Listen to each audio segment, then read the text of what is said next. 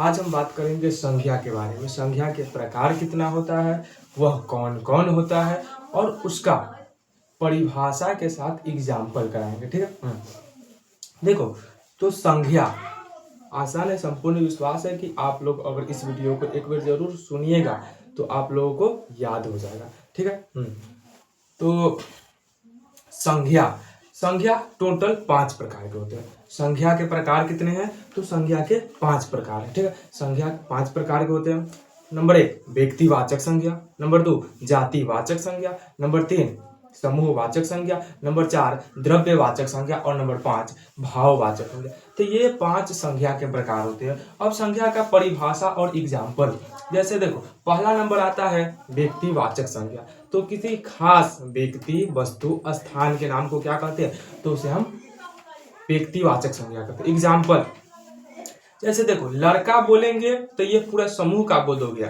ठीक, इसी में किसी खास व्यक्ति का नाम बोलेंगे राम, तो राम क्या होता है, तो राम जो होता है ना यह व्यक्तिवाचक संज्ञा होता है। ठीक, जैसे पर्वत बोलेंगे तो पूरा पर्वत के समूह का बोध हो गया, लेकिन इसी में किसी खास पर्वत का नाम बोलेंगे जैसे अरावली पर्वत, तो यह क्या हो गया, तो यह हो गया व्यक्तिवाचक संज्ञा। पॉइंट नंबर दूसरा आता है जातिवाचक संज्ञा।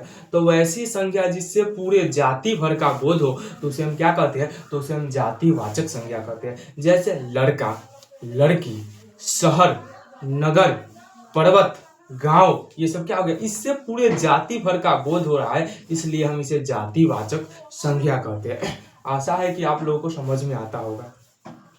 पॉइंट नंबर 3, तो पॉइंट नंबर 3 में क्या है, तो वह है समूहवाचक संज्ञा। मतलब वैसी संज्ञा जिससे पूरे समूह भर का बोध हो उसे हम क्या कहेंगे, तो उसे हम समूहवाचक संज्ञा कहते हैं। जैसे सभा, आर्मी, पुलिस, ये सब क्या है, दल, ये सब क्या है, तो ये सब समूहवाचक, क्योंकि इससे पूरे समूह भर का बोध हो रहा है, इसलिए हम इसे समूहवाचक संज्ञा कहते हैं। ठीक है। पॉइंट नंबर 4, तो पॉइंट नंबर 4 आता है द्रव्यवाचक संज्ञा। मतलब इसका 2 परिभाषा हो सकता है। नंबर 1 वैसी संज्ञा जिसे द्रव्य लिक्विड के रूप में प्राप्त करे उसे द्रव्यवाचक संज्ञा कहते हैं, और दूसरा परिभाषा ये होगा कि वो ऐसी संज्ञा जिसे मापा या तौला जा सके उसे हम क्या कहेंगे, तो उसे हम द्रव्यवाचक संज्ञा कहते हैं। एग्जाम्पल, तो एग्जाम्पल में दूध, तेल, पानी, चीनी, नमक, ये सब क्या है, तो ये सब के सब क्या है, तो द्रव्यवाचक, क्योंकि इसे हम किलो पर लेते हैं या यह क्या है, द्रव के रूप में, लिक्विड के रूप में है, इसलिए हम इसे क्या कहेंगे, तो द्रव्यवाचक संज्ञा कहते हैं। पॉइंट नंबर 5, तो पॉइंट नंबर 5 आता है कौन, तो वह आता है भाववाचक संज्ञा। मतलब वैसी संज्ञा जिससे किसी के भाव को जाना जा सके, भाव का पता लगाया जा सके, तो उसे हम क्या कहेंगे, तो उसे हम कहेंगे भाववाचक संज्ञा। ठीक है, उसे हम भाववाचक संज्ञा कहते हैं। जैसे में देख लो, क्या बुढ़ापा, उसे हम गिन सकते हैं, नहीं। उसे हम देख सकते हैं, नहीं। क्या उसे हम छू सकते हैं, नहीं।